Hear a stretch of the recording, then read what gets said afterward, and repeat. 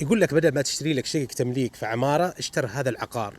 طبعا إذا مخطط تشتري لك شقة تمليك أو دبلكس، اليوم جاي لك فرصة عقارية واستثمارية. طبعا تخيل مساحة 489 متر، ما شاء الله تبارك الله. طبعا عندك هنا شقتين نظام عمارة، شقتين عندك وعندك فوق مؤسس للشقق.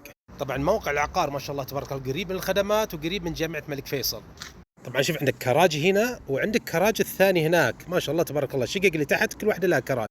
وعندك الدور الأول ما شاء الله تبارك الله طبعا جاهز مؤسس، بس يحتاج انك تكمل عليه، الاصياخ جاهزه وكل شيء. طبعا الشقق لها مداخل خاصه، يعني تخيل انت الان تشتري شقه كم سعرها، وهذا عرضيا ب 800 ألف وقابل للتفاوض.